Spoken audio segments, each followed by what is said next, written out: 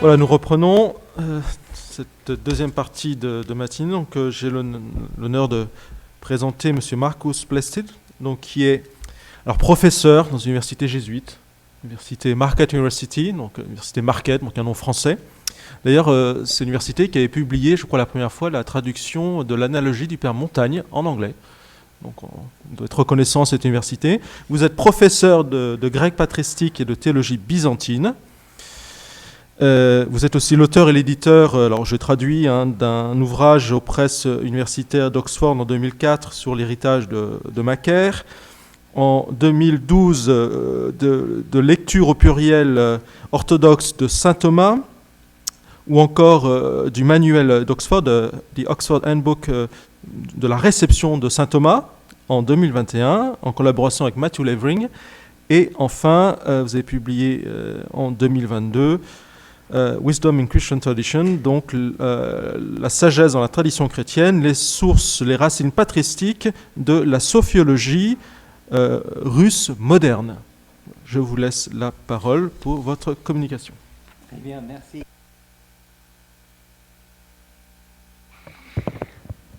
Ok. Merci bien pour l'invitation. C'est un grand honneur et joie d'être parmi vous à Toulouse. Et je vais parler en français, qui n'est pas ma langue, évidemment, maternelle. Donc, veuillez excuser mes fautes de langue. Donc, la référence à saint Thomas d'Aquin dans la théologie orthodoxe moderne. Il y a un certain paradoxe à parler de Thomas d'Aquin en tant que saint du côté de l'Église orthodoxe, puisque cette Église ne le reconnaît précisément pas comme agios, un saint.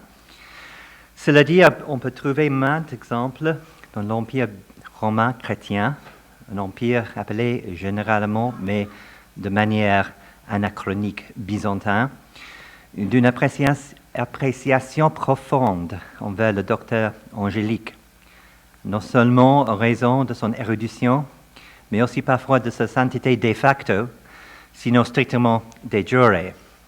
Les Byzantins ont reconnu en particulier la dimension hellénique de l'œuvre de Thomas, sa maîtrise de la philosophie grecque, son enracinement dans les pères grecs, et bien sûr son utilisation impressionnante de la raison humaine.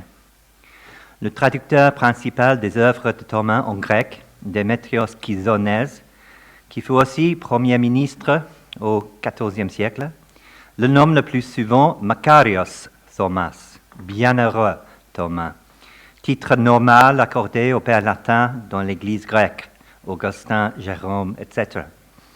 Ce titre, il faut le dire, n'implique pas un niveau inférieur de sainteté.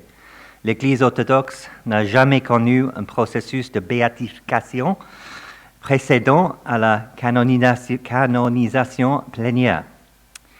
Dans sa défense de Thomas d'Aquin contre Nilos Kavasilas, peu après 1363, Chysonèse a précisé les vertus principales du Makarios Thomas, bienheureux Thomas, comme sa sagesse, son exactitude et sa sainteté. Nilos Kavasilas, qui était archevêque de Thessalonique, tandis qu'il combattait fortement les doctrines trinitaires de saint Thomas, le reconnaissait comme l'autorité la plus haute de la théologie latine.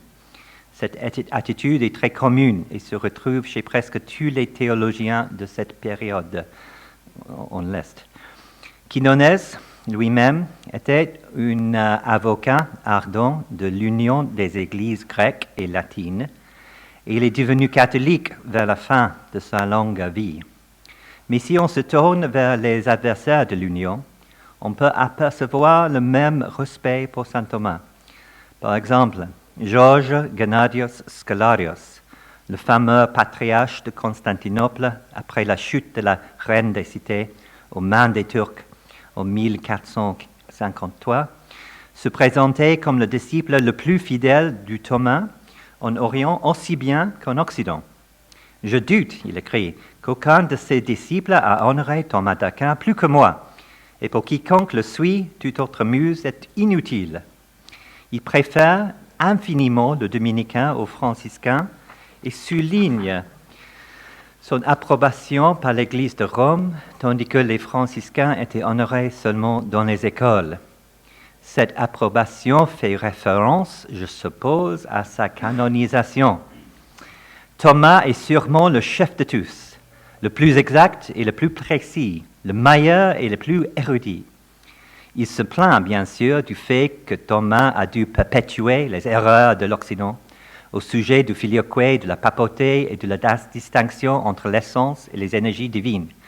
Mais il estime que ces erreurs n'étaient pas plus qu'un accident de naissance. Dans une note au marge de sa version abrégée du Secunda Secundae, Gennadius écrit « Plût au ciel, ô excellent Thomas, que tu ne fusses pas né en Occident. Tu n'aurais pas été dans la nécessité de prendre la défense des déviations de l'Église de là-bas, entre autres de ce qu'elle a subi au sujet de la procession du Saint-Esprit et de celle qui regarde la distinction entre l'essence de Dieu et son opération. Et tu serais maître impeccable en dogmatique, comme tu l'es dans ce traité de l'éthique. Mais, en dépit de son enthousiasme, Scholarius ne le nomme jamais Macarius Thomas, bienheureux Thomas, comme l'avait fait Chysonèse. Il a sans doute reconnu que son admiration ardente ne suffisait pas pour combler l'écart des deux églises en matière de sainteté dite officielle. On peut quand même conclure que les Byzantins, entre guillemets, ont toujours considéré Thomas comme l'interlocuteur suprême et le représentant sans égal de la théologie latine dans une période où son autorité, l'autorité de Thomas, était fortement contestée dans son Église propre. En outre, le père Jean Maendorf a sagement remarqué que les théologiens de l'Empire romain, comme Chysonèse, Cavasilas et Scholarius, pouvaient parler au latin avec infiniment plus d'informations sur la pensée de leur interlocuteur que les latins n'ont possédé sur la pensée grecque. Presque personne dans l'Occident n'était familier avec, par exemple, les œuvres de saint Grégoire Palamas, tandis que les Grecs, de n'importe quelle tendance théologique, lisaient et discutaient Thomas sans cesse. Après la chute de Constantinople et la répudiation formelle du Concile de l'Union de Florence, c'est seulement dans les milieux unionistes qu'on parle de Saint Thomas. On a même un canon en son honneur, composé par Joseph, évêque de Métone en Crète, John Plusiasinus. C'est une louange tout à fait remarquable de Thomas dans les cadences mélodieuses de l'hymnographie byzantine. Le verset suivant en donnera une idée. Comme une lumière venant de l'Occident, il a illuminé l'Église du Christ, le signe musical et enseignant subtil. Thomas, le tout bienheureux, pas Macaristos, tout bienheureux, d'Aquin par son nom, auquel nous clamons d'une seule voix, salut, maître universel.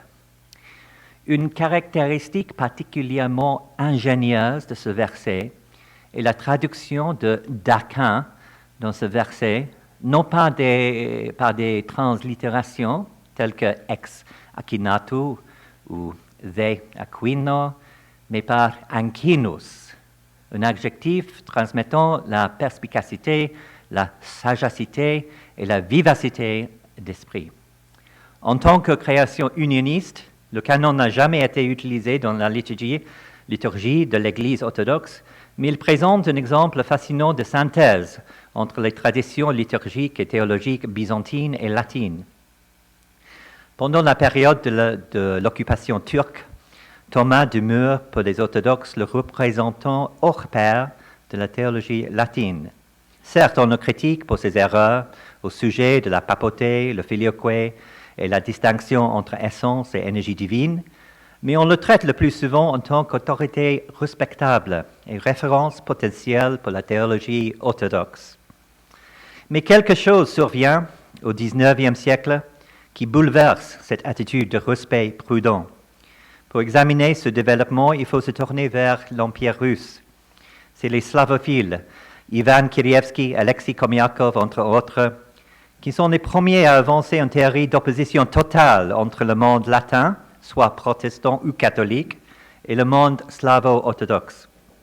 Le mouvement slavophile a émergé en opposition aux occidentalistes russes qui, depuis Pierre le Grand, voyaient l'avenir de la Russie principalement en des termes d'émulation des modèles d'Europe occidentale.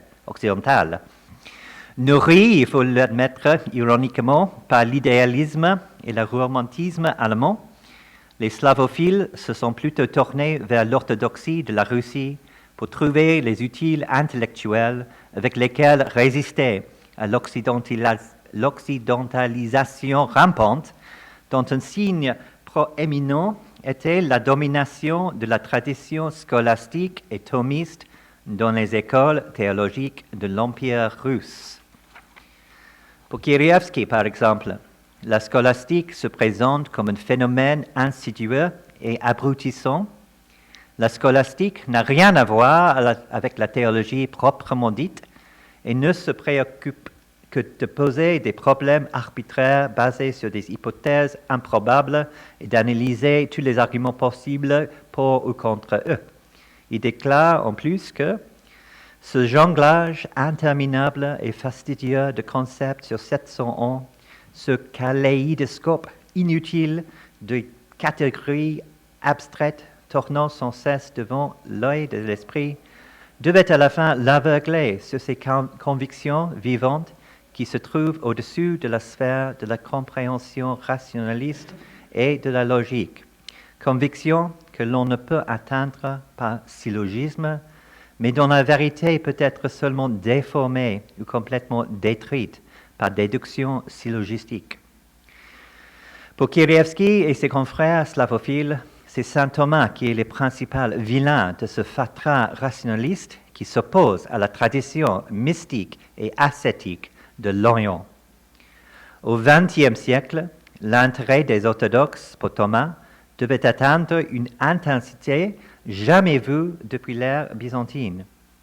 Mais en contraste frappant avec l'ère byzantine, la référence orthodoxe à saint Thomas au XXe siècle a été généralement négative et souvent sous l'emprise du paradigme slavophile d'opposition perpétuelle entre l'Orient et l'Occident. Dans ce qui suit, nous allons nous concentrer surtout sur la diaspora russe à Paris suite à la révolution bolchevique, mais on peut remarquer que le même paradigme d'opposition se voit presque partout dans le monde orthodoxe. Ce paradigme d'opposition se voit clairement, par exemple, dans la théologie du père Serge Bulgakov, certainement le théologien le plus constructif de l'orthodoxie de l'ère moderne. Bulgakov a développé une grande vision du monde en Dieu et de Dieu dans le monde, une vision dans laquelle la sagesse, Sophia, devient le maillon d'une vaste synthèse théologique qui s'appelle la sophiologie. Bulgakov se réfère souvent au docteur angélique, la plupart du temps en tant que représentant d'une théologie rationaliste qui n'a rien à voir avec la sophiologie et, plus largement, avec toute théologie véritablement orthodoxe. Dans son essai sur le dogme eucharistique, Bulgakov maintient que l'enseignement de Thomas sur la transsubstantiation représente une soumission totale de la théologie à la philosophie. Même en des termes purement philosophiques, cette doctrine est une coercition pure et simple de la raison, un archaïsme complètement inutile et injustifié. Il se plaint aussi de l'influence thomiste sur le monde orthodoxe. Il dit « L'influence de la doctrine de Thomas d'Aquin s'est également étendue à l'Orient. La théologie orthodoxe récente concernant cette question est encore sous l'influence indirecte et insuffisamment comprise du thomisme, une influence qui doit être complètement surmontée. C'est seulement à travers un retour au Père qu'on peut échapper à cette influence néfaste. En s'appuyant sur la doctrine patristique, nous pouvons sortir du labyrinthe scolastique et sortir à l'air libre. Bulgakov estime que Thomas possède une compréhension tout à fait déficiente de Dieu, du monde créé et de la liberté humaine. En s'identifiant si complètement à Thomas, la théologie catholique partage toutes ses limites et ses erreurs. Il n'est donc pas du tout surprenant qu'elle se retrouve dans une impasse complète. On trouve à peu près la même approche chez le grand adversaire de la sophiologie du père Bulgakov, Vladimir Lossky. En dépit du fait que Lossky a étudié sous le grand Étienne Gilson à la Sorbonne, et bien qu'il apprécie la récupération existentialiste du thomisme authentique de saint Thomas et de ses prédécesseurs immédiats, Lossky se distingue nettement de Gilson au sujet de la théologie trinitaire. Sur ce point, il lance un assaut total contre Thomas, tout à fait dans la lignée de Bulgakov. On peut cependant noter qu'au contraire de Bulgakov, lorsqu'il le nomme toujours Saint Thomas. Pour Lossky, ce n'est pas la doctrine eucharistique, mais celle du filioque, qui représente le mieux les excès rationalistes de la théologie occidentale. La doctrine du filioque est décriée comme une intrusion totalement injustifiée dans le mystère de la Trinité qui a conduit directement à la laïcité moderne. Par le dogme du filioque, le Dieu des philosophes et des savants est introduit dans le cœur du Dieu vivant. L'essence impénétrable du Père, du Fils et du Saint-Esprit reçoit des qualifications positives. Il devient l'objet de la théologie naturelle. On obtient Dieu en général, qui pourrait être le Dieu de Descartes ou le Dieu de Leibniz, ou même peut-être, dans une certaine mesure, le Dieu de Voltaire. Et dans son magistral essai sur la théologie mystique de l'Église d'Orient, Lossky oppose de manière grandiose les fondements mystiques et expérientiels de la théologie orthodoxe au rationalisme de la théologie latine, avec saint Thomas souvent comme référence principale. Il affirme par exemple que Thomas n'est pas un théologien vraiment apophatique parce qu'il a réduit la théologie négative à une simple correction de la théologie affirmative. Le père Georges Florovsky, par contre, a critiqué la théologie d'opposition soutenue par Lossky. Par exemple, il décèle un courant authentiquement apophatique dans la pensée thomiste en remarquant que Lossky rejette probablement trop facilement les versions thomistes de la théologie négative. Il se réfère ici à l'œuvre de Charles Journet sur la connaissance et inconnaissance de Dieu. Ailleurs, il note avec regret à quel point Thomas d'Aquin est si peu connu en Orient, remarquant que de nombreux orthodoxes peuvent même être plutôt déçus de trouver en Thomas une dimension mystique et apophatique tangible, fondée sur son immersion dans les pères grecs. Pour Florovsky, le schisme entre l'Orient et l'Occident était en grande partie le produit de la désintégration d'une tradition commune. Et pour retrouver cette tradition commune, on doit tout d'abord retourner aux sources patristiques de l'Église indivise. Florovsky a toujours nourri un amour profond pour la liturgie et la théologie latine, et surtout pour saint Augustin, qui lui tient vraiment à cœur. Bulgakov et Lossky n'avaient pas du tout cette même appréciation de l'évêque d'Hippone. Pour Florovsky, la conversion de l'esprit hellénique au service de l'Église opérée par les pères de l'Orient et de l'Occident a une valeur permanente. Cette conversion a eu un impact décisif et de grande envergure. Et Florovsky écrit, « L'hellénisme chrétien est beaucoup plus large que ce qu'on l'on est prêt à réaliser. Saint Augustin et même Saint Jérôme n'étaient pas moins hellénistiques que Saint Grégoire de Nice et Saint Jean Chrysostome. Et Saint Jean de Damas était une autorité à la fois pour le Moyen-Âge byzantin et pour Pierre Lombard et Thomas d'Aquin. Le thomisme lui-même est sûrement hellénistique. Cette reconnaissance du caractère hellénistique de Thomas et du thomisme est une confirmation frappante des évaluations analogues de Démétrios Chysonès et de Gennadios Scholarios. S'il est compréhensible que, sans doute à des fins apologétiques, la théologie orthodoxe du XXe siècle ait été définie en grande partie en opposition à l'Occident et sur la base de développements postérieurs au schisme, en particulier le paradigme d'opposition des slavophiles, Florovsky nous montre une voie pour dépasser cette dichotomie. C'est dichotomie. La théologie orthodoxe, selon Florovsky, s'appauvrit si elle se coupe de l'Occident et si elle se définit en réaction contre l'Occident. Comme Florovsky l'exhorte, il ne suffit pas de réfuter ou de rejeter des erreurs ou des fautes de l'Occident. Elles doivent être surmontées et dépassées par un nouvel acte créateur.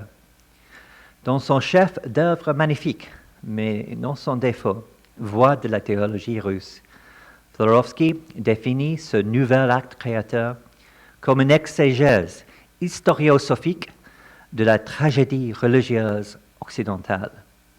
Dans cette synthèse actuellement recherchée, écrit-il, l'expérience centenaire de l'Occident catholique doit être étudiée et diagnostiquée par la théologie orthodoxe avec plus de soin et de sympathie que cela n'a été le cas jusqu'à présent.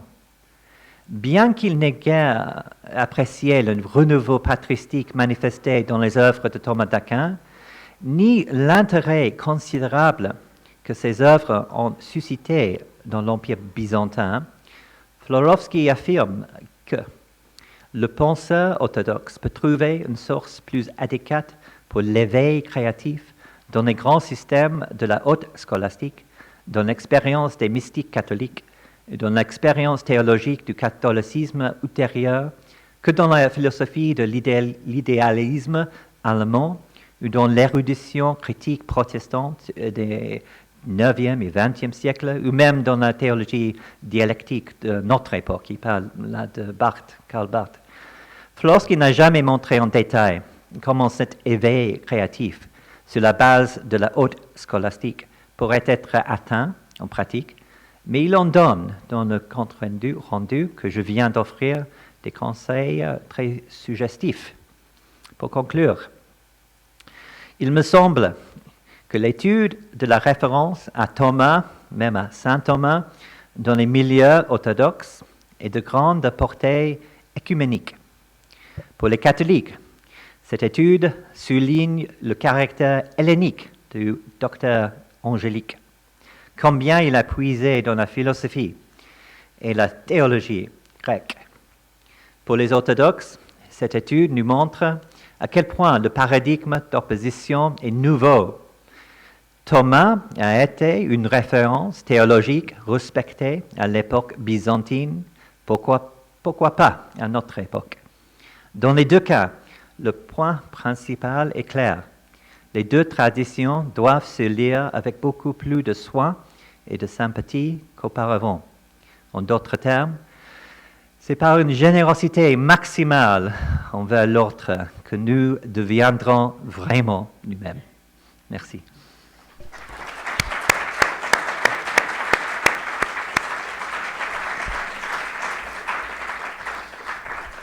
Merci. Votre maîtrise du français va faire des jaloux. Nous aimerions maîtriser d'autres langues pour les exposer. Et vous avez réussi à rattraper le temps. Nous sommes à nouveau dans les temps, donc nous avons donc du temps pour quelques questions.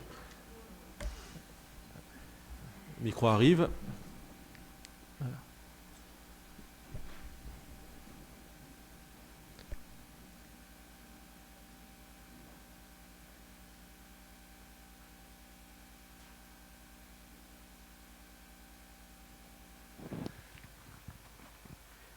Alors, merci pour votre exposé.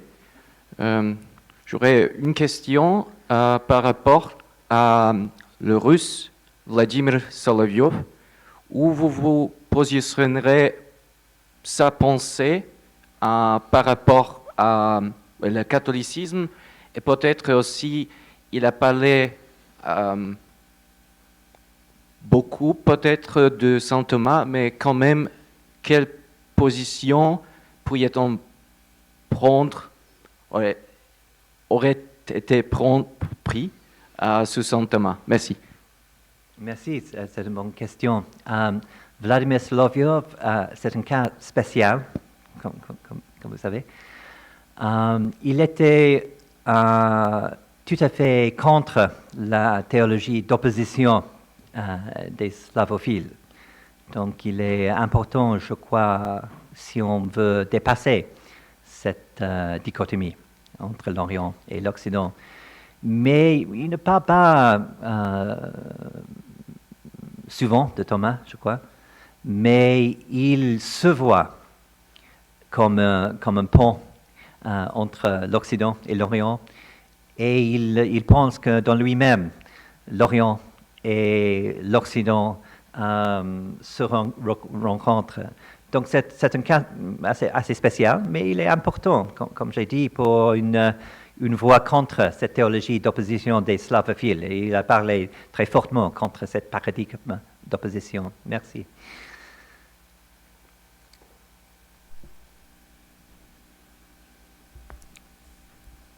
Marie. J'avais remarqué que les manuels, enfin un certain nombre de manuels à la fin du XIXe siècle, dans l'Église orthodoxe en grec, étaient conçus sur un modèle parfois latin. La répartition des matières et dans un vocabulaire qui était scolastique, pas forcément, disons, thomiste ou thomasien, mais scolastique. Et notamment, ça m'a paru assez net à partir des années fin du 19e, là, 1880, 90. Et il y a eu d'ailleurs une dogmatique qui a été traduite en français de Trambelas, qui est assez... alors, ça veut pas dire qu'elle est catholique, bien sûr, mais elle est organisée selon un schéma qui est assez proche des manuels, disons, des années 50 en France. Donc il y avait... alors ensuite, ça a été... Trambelas n'est pas un auteur, je crois, aujourd'hui tellement cité par les théologiens. Donc c'est une période où, en tout cas, même au plan de l'enseignement, c'est ce que je perçois, hein, des études, on s'est mis à parler en termes un peu scolastiques, au sens large du terme, et selon un modèle qui est plus occidental qu'il ne le serait, je pense, même aujourd'hui. Est-ce que je me trompe? Non, non, pas du tout. C'est tout à fait vrai que les manuels orthodoxes du 19e, 20e siècle, de Makari Bulgakov, Christos Androutsos, Panayotis Trembelas, étaient tout à fait basés sur une modèle scolastique, pas tout à fait thomiste, mais scolastique, et ça peut être une scolastique protestante et une scolastique catholique. Trembelas, je crois, était plutôt orienté vers le monde protestant. Mais ce n'était pas vraiment un thomisme ou scolasticisme vivant, c'était assez sec, si on peut dire ça. Donc, c'est pour cette raison qu'il y a eu dans le monde orthodoxe du XXe siècle une réaction complète contre toute suspicion de scolasticisme. Mais je crois que cette opposition, cette réaction était un peu trop. Donc on est devenu des esclaves de ce paradigme d'opposition totale qui déforme, je crois, la théologie orthodoxe et qui n'était pas le cas dans l'ère byzantine, par exemple. Donc les manuels, oui, ne sont pas trop cités aujourd'hui. Peut-être il y a une place pour ces manuels, mais c'est pour cette raison qu'il y a eu cette opposition contre toute suspicion de scolasticisme. Merci pour la question. Oui, assez récemment, pour toute première fois, j'ai lu le catéchisme russe orthodoxe de fin 19e siècle. Ah, oui. Et ce qui m'a frappé, c'était que c'était comme le catéchisme de Trente avec des canons très structurés. La seule chose, c'est qu'ils ont remplacé le pape avec le patriarche. Il y avait une petite condamnation, mais outre un ou deux canons, c'était presque comme le catéchisme de Trente. Ici, je ne me trompe pas, le concile de Trente a émulé Thomas d'Aquin. Mais si vous dites qu'il y avait cette opposition forte slavophiles contre l'Occident. Comment expliquer le catéchisme? Merci.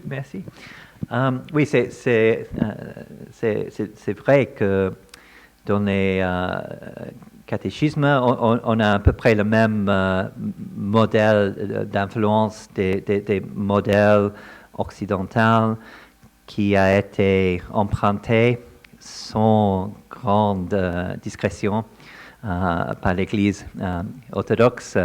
La transsubstantiation, par exemple, on trouve dans les catéchismes du 19e siècle. Donc, on a un thomisme, un scolasticisme assez sec, pas trop bien compris dans ces catéchismes. Et les slavophiles ont précisément réacté agissaient contre cette influence occidentale, qui n'était pas trop vivant, qui était assez sec, mal entendu.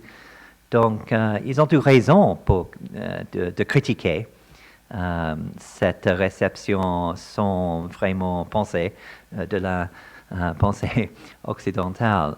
Mais c'est pour cette raison que les slavophiles ont opposé la scolastique traduite en russe. Dernière question.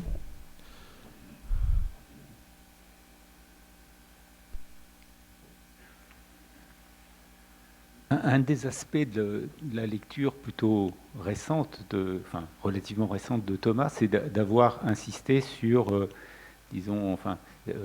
sur ce qu'on peut faire avec la théorie de la participation chez Thomas et l'importance que ça peut avoir, et pas seulement Aristote. Et voilà, bon. Et est-ce que ça pourrait avoir une influence sur ce type de lecture orientale de Thomas, c'est-à-dire le voir plus tout de même dans une perspective qui est plus proche de celle de l'orthodoxie? Oui, c'est une question, bonne question. Et dans le XXe siècle, Bulgakov, par exemple, il a eu en vue la théologie, surtout de Garrigou-Lagrange, je crois, lorsqu'il a connu très bien la théologie de Gilson. Donc, on a des thomismes différents qui à quoi s'oppose la théologie orthodoxe du XXe siècle. Mais je crois qu'il y a des ressources potentielles pour la théologie orthodoxe. On a des études récentes sur Thomas. On peut, Woflorski par exemple, il peut trouver une théologie vraiment apophatique dans Thomas. Il y a des autres qui ont étudié la théologie de divinisation dans Thomas.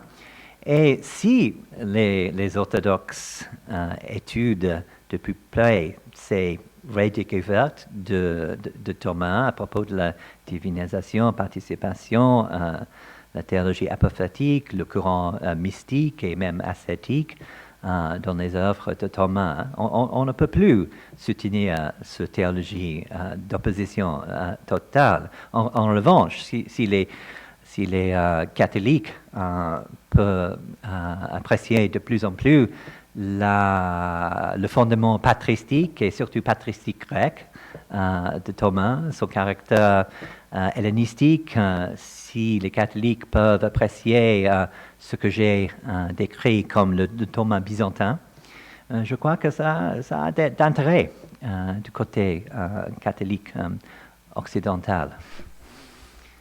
Merci.